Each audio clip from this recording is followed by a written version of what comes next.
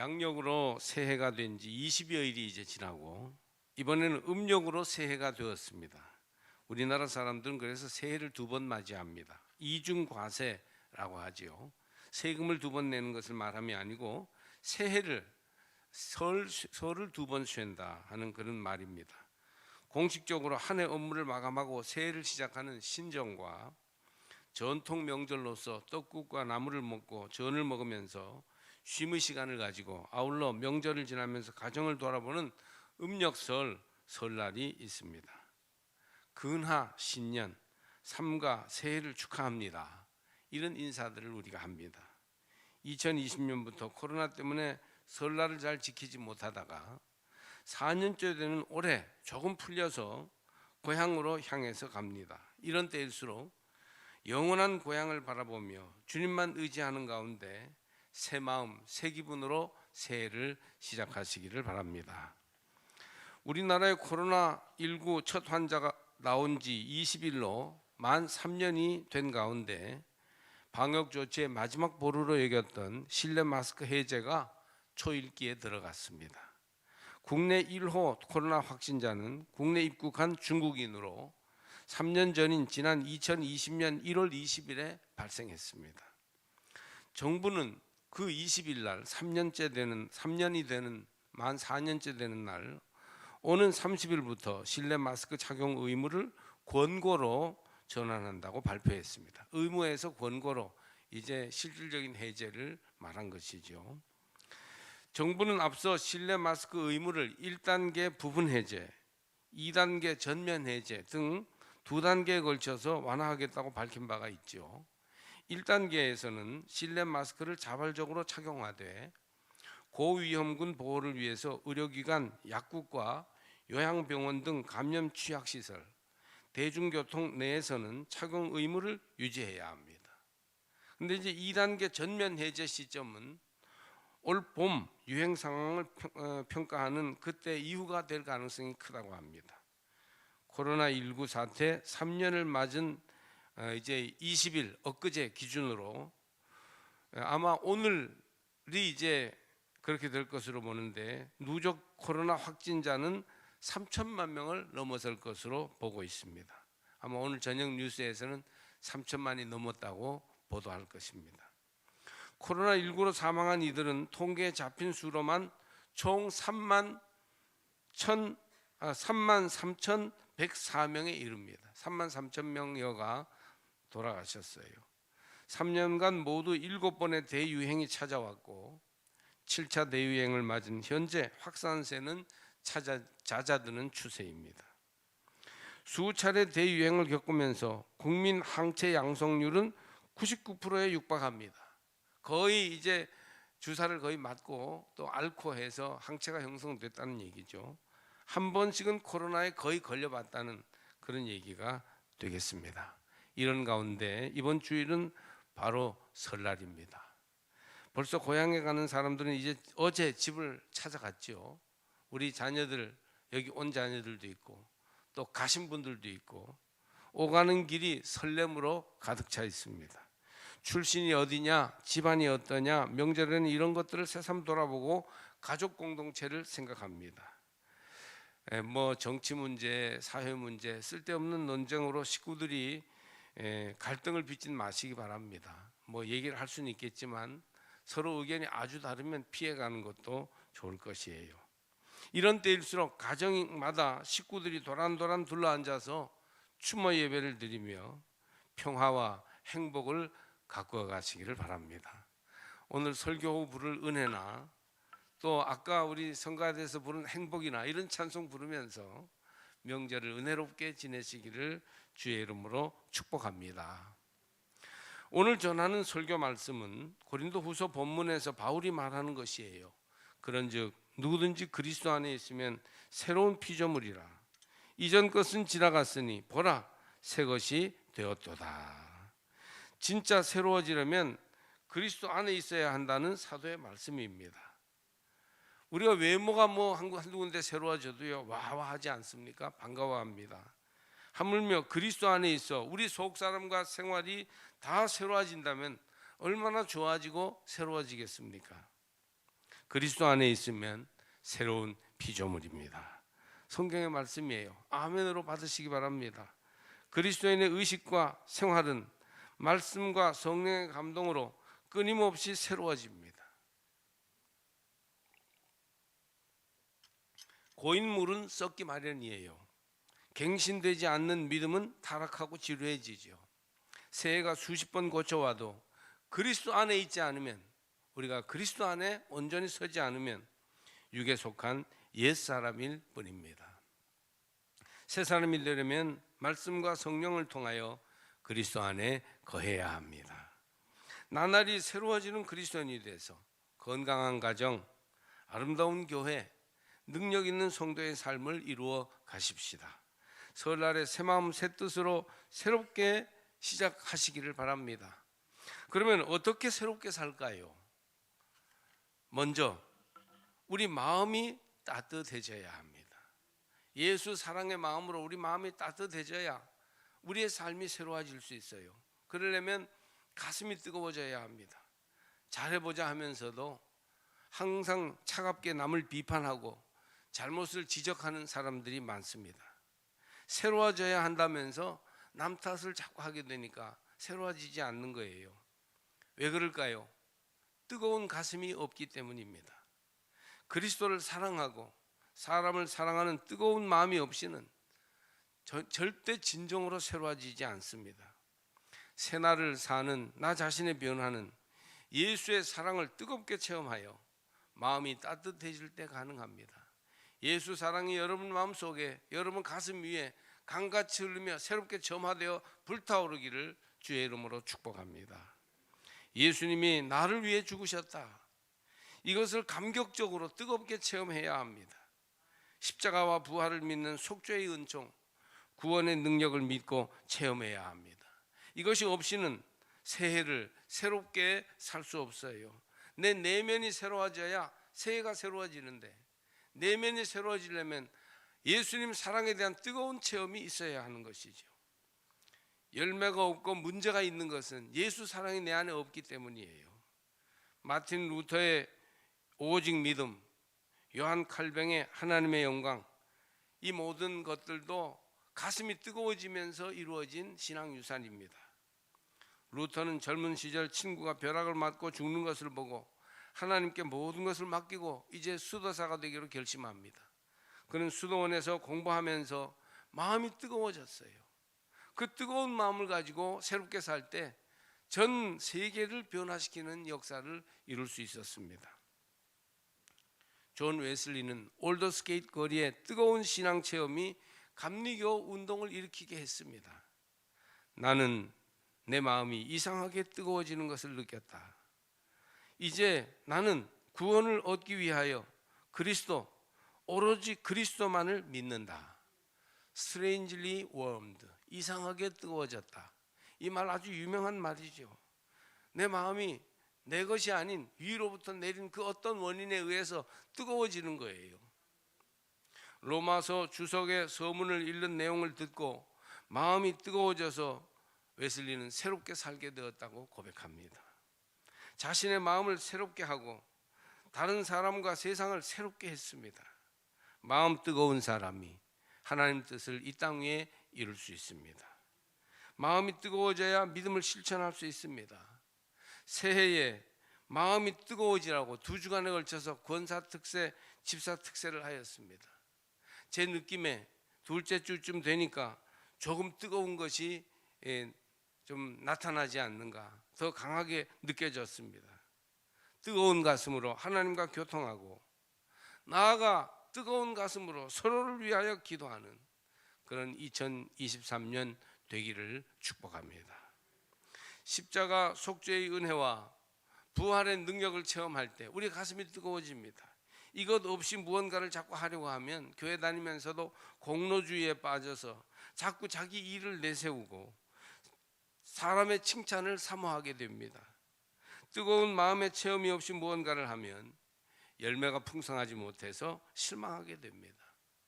오히려 문제를 일으키고 다른 사람을 정죄하면서 여러 가지 부담을 주는 것은 가슴이 뜨겁지 않기 때문이에요.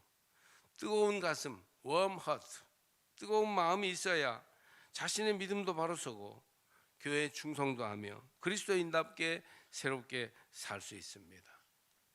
미국 교민 가운데 훌륭하게 되어서 유명한 사람 중에 김용이라는 분이 있습니다. 원래 의사인데 다트머스 대학의 총장을 지냈어요. 아이비리그에 들어간 아주 명문 대학이죠. 그러다가 나중에는 세계은행 총재가 됩니다. 의사가 종합대학의 총장을 지내는 경우도 그리 많지 않은데 세계은행 총재, 의사와 이 은행 금융 쪽은 완전히 방향이 다른데도 세계은행 총재가 되다니 좀 의외입니다. 세계적으로는 거의 우리나라 대통령만한 비중을 지닌 인물이 된 것입니다. 물론 나중에 트럼프와 갈등을 빚어서 임기를 끝내진 못했습니다만은 어떻게 이렇게 세계적으로 큰 인물이 될 수 있었을까요? 그는 부모님과 함께 독실한 신앙생활을 했습니다. 그 어머니는 유니언 신학교라고 유명한 신학교에서 이제 박사과정을 한 분이에요. 부모님이 의사인 김용에게 늘 의료 선교를 다니라고 권유했다는군요. 그런데 의료 선교를 다니면 가슴이 뜨거워지고 자기 인격이 성숙해지며 폭넓은 경험을 하게 됩니다.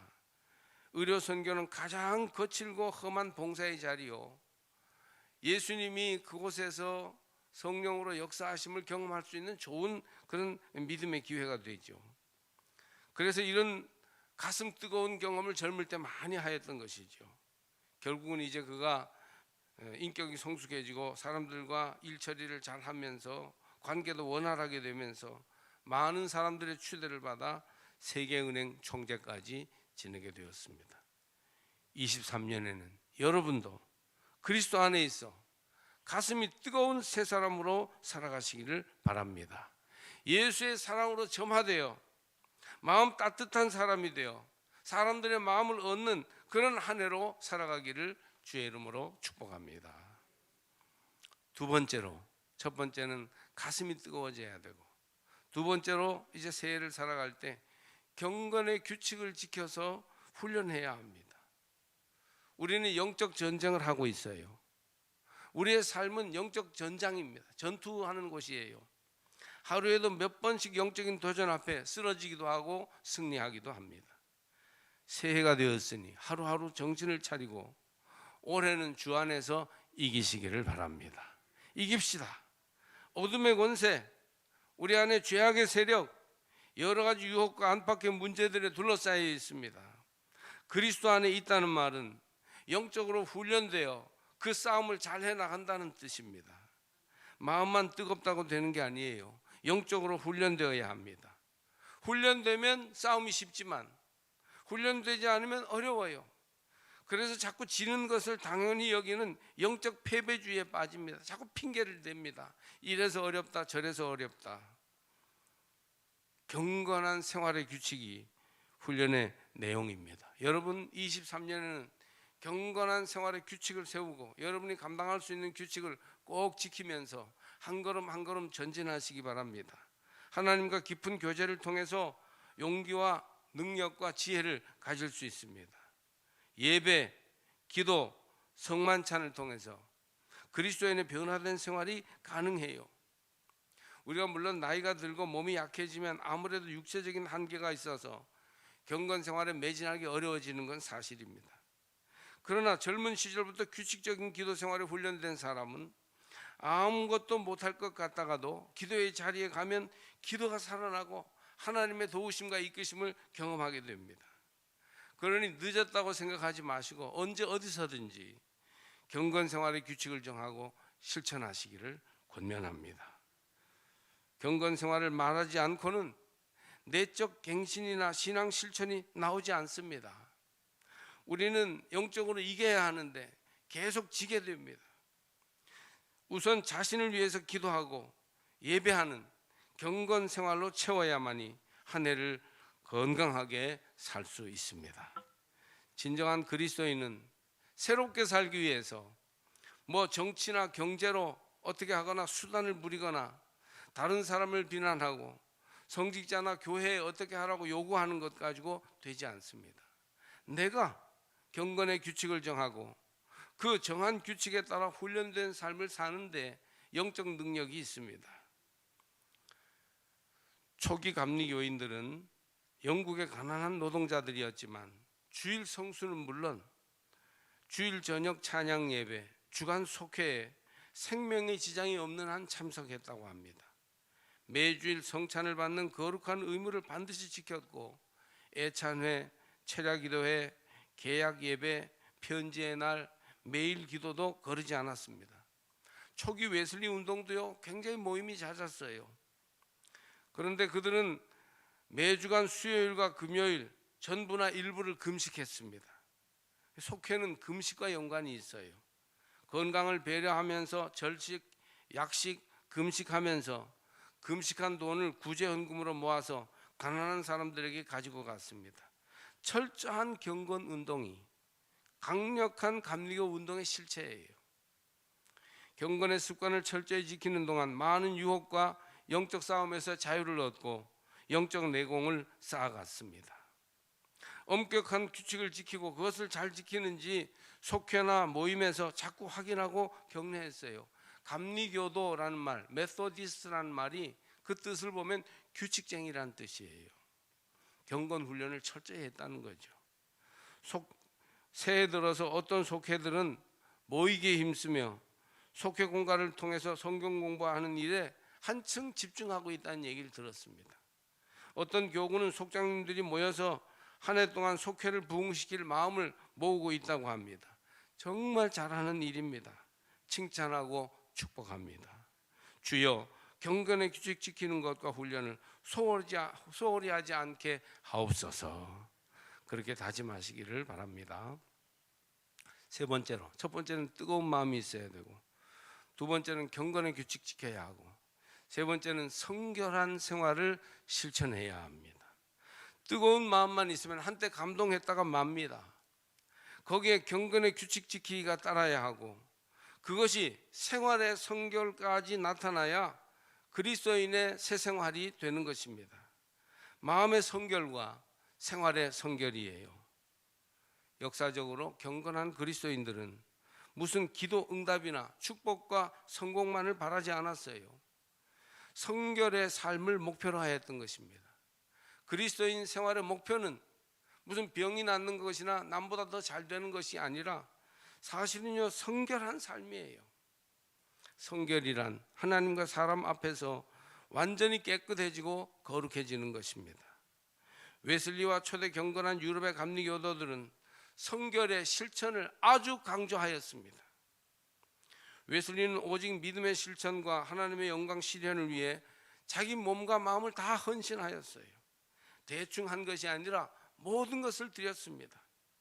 말 그대로 헌신했기 때문에 성결이 삶 속에 우러나올 수 있었던 것입니다. 웨슬리 신앙의 능력이요 은사입니다. 진정한 그리스도인은 성결을 실천해야 합니다. 다른 안 믿는 세속인이 볼 때 그리스도인에게서 성결의 표본을 볼 수 있어야 됩니다. 당신을 보니까 성결이 뭔지 알겠다. 이렇게 돼야 돼요. 성결은 안과 밖이 다르지 않은 것입니다. 말과 행동이 일치하는 것입니다. 믿음과 생애가 통하는 것이에요. 성결의 실천이 없는 그리스도인은 신뢰받지 못하고 그런 지도자는 존경받지 못합니다. 18, 19세기 영국 사회에서 가장 도덕적으로 깨끗하다고 정평이 난 사람들이 감리교인들이었어요. 왜 그랬느냐? 성결에 힘썼기 때문입니다. 누구든지 성결에 힘써 그 삶의 성결을 이루면 누구든지 깨끗한 사람, 존경받는 사람으로 인정받게 될 것입니다. 손해를 보더라도 거짓말을 하지 않았고 가난한 장사치들의 물건값을 깎지 않았으며 무리한 이윤을 붙이지 않았습니다. 정직한 메소디스트였어요. 고리대금업을 하지 않고 퇴폐한 오락을 금했으며 불건전한 장소에 가지 않았습니다. 사람을 뒤에서 흉보거나 비난하지 않았으며 자기와 입장이 다르다고 해서 지도자들과 공직자들을 욕하지 않았습니다. 중북부 산업지대 공장에서 사람을 고용할 때 메소디스트를 우선 고용했고 선호했으며 진급에도 유리했다고 합니다. 그들은 누가 보아도 성결했기 때문이었어요. 믿을 수 있는 사람이었어요. 성결한 그리스도인이었던 감리교도들은 유럽인의 생활 방식, 습관, 태도 그리고 도덕성을 개혁하는 데 성공했어요. 영국, 프랑스도 유혈혁명, 프랑스 혁명을 했고, 유럽의 많은 나라들이 근대화되는 과정에서 피 흘리는 혁명을 다 했는데, 영국은 피 흘리는 혁명이 없었어요. 그래서 명예혁명이라고 불러요. 사람에 따라서 해석의 방법이 여러 가지겠지만, 우리는 감리교인들의 이 성결 운동이 혁명이 없이, 피 흘리는 전쟁 없이 근대화를 이룬 토대가 되지 않았는가라고 생각합니다. 유럽 사회의 도덕적이고 건전한 생활과 의식이 세계의 민주화, 현대 사회의 발전을 가져오는 서민 의식의 기틀이 되었습니다. 그들은 사람들을 많이 교회로 나오게 하여 교회를 부흥시키고 사람들을 북적거리게 하는 데 목표를 두지 않았습니다. 그들은 성결의 실천을 그리스도인 생활의 목표로 삼았습니다. 성결한 그리스도인이 될 때 가정은 새로워지고 나라는 변화된다고 보았습니다. 그래서 그들은 나부터 성결을 이루는데 최선을 다했어요. 회개는 기독교의 현관이요, 중생은 거듭나는 것은 기독교의 문이며, 성화 즉 성결은 기독교 그 자체다. 요한 웨슬리가 이렇게 말한 것은 우연이 아닙니다. 저는 우리 시대에 이런 성결을 이루라고 강조하고 설교하지만 이것이 얼마나 어려운지를 알고 있습니다. 여러분에게 성결의 생활을 강요하여 시대와 맞지 않는 종교개혁 시대 교인 같은 생활을 지금 하라고 요구하는 것도 아닙니다. 그랬다간 아마 사회에서 소외되고 말 거예요. 현대인들의 마음과 이 시대의 흐름이 얼마나 성결한 생활을 하기에 어려운지를 알고 있습니다. 그러면 어떻게 할까요? 성결한 생활을 해야 하지만 어려우니까 하지 말아도 될까요? 사랑하는 우리 삼척제일교회 성도들은 너무 잘하고 완벽하게 하려다가 아주 실패하는 신앙인이 되기보다는 작은 것에서부터 하나씩 할 수 있는 것부터 시작하는 그리스도인들이 되길 바랍니다. 우리는 2023년 음력설과 함께 작은 살아있는 씨앗을 새로 심을 수 있습니다. 이 씨앗을 물 주고 가꾸어서 성결의 열매를 맺기까지 나아갈 수 있습니다. 여러분, 무엇부터 시작할 수 있을까요? 어디서부터 하면 될까요? 음력설과 함께 시작하는 새나늘들을 작은 성결함으로 채워갈 것을 주의 이름으로 권면합니다. 낡고 오래된 바이올린이 있었어요. 그것이 경매에 붙여지자 다 깨져가는 못 쓰는 바이올린이니까 경매인은 아무렇게나 집어들고 외쳤습니다. 헌 바이올린 입찰하실 분. 그러자 1달러요. 누군가 외쳤습니다. 2달러 이어서 외치는 사람이 있었어요. 그런데 그때 뒤에서 백발이 성성한 한 노인이 나와서 바이올린을 보더니 먼지를 털고 활을 쳐들었습니다. 그리고 느슨한 줄을 조이고는 그것을 다 이제 정돈한 뒤에 연주를 시작했습니다. 놀랍게도 그 헌 바이올린, 거의 버리기 직전이었던 줄 알았던 바이올린이 맑고 감미로운 멜로디를 연주하는 것입니다. 연주자가 실력 있는 사람일 뿐 아니라 사실은 그 바이올린이 아주 좋은 바이올린인 것을 사람들이 못 알아봤던 것입니다. 어디서 이런 음유를 들을 수 있을까? 사람들은 감동했고 박수가 터져 나왔습니다. 연주가 끝나자 그 경매인은 자, 여러분 바이올린을 다시 경매합니다. 그러자 어떻게 됐을까요? 1,000달러요. 아니, 여기 3,000달러입니다. 아까와는 비교할 수 없는 바이올린의 가격이 매겨졌습니다. 사실 그 바이올린은 굉장히 좋은 것이었는데 싸구려로 거의 버려질 뻔하다가 제대로 된 연주자를 만나 가치를 회복한 것입니다. 새해로 우리에게 다가온 2023년은 함부로 여겨지지 않고 가치 있고 새롭게 대접받아야 합니다. 2023년은 여러분이 성결의 삶을 살기로 결심한다면 최고의 한 해가 틀림없이 될 것입니다. 누구든지 그리스도 안에 있으면 새로운 피조물이다. 땅의 것이 아니고 하나님의 하늘의 것이다. 그리스도께 붙잡혀서 그리스도 안에 새 생활을 한다면 우리 인생의 가치는 엄청나게 달라질 것입니다. 그런데 중요한 것은 내 힘으로 이것이 이루어지기 어렵다는 것입니다. 의지력이나 강제력으로 되지 않아요. 오히려 우리는 이런 성결한 삶을 얻기 위해서, 아름다운 믿음의 열매를 맺기 위해서는 나를 버려야 합니다. 나를 비우고 나를 버리십시오. 그리고 성령께 복종하시기를 바랍니다. 나를 내려놓고 비어진 내 마음에 성령이 들어와 차게 되면, 그러면 하나님께서 주권을 가지고 인도하시는 생애가 열려지게 될 것입니다. 하나님이 연주하시는 2023년이 될 것이에요. 하나님의 주권 앞에 낮아지십시오. 주님 손에 붙잡혀 살아가시기를 바랍니다. 지금부터라도 가능해요. 지금부터도 하나님이 우리 인생을 쓰십니다.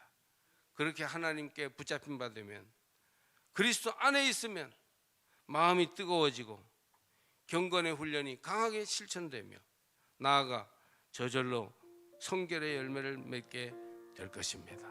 우리 모두가 그렇게 새로운 피조물이 되어서 풍성한 삶을 사는 새해가 되기를 주의 이름으로 축복합니다.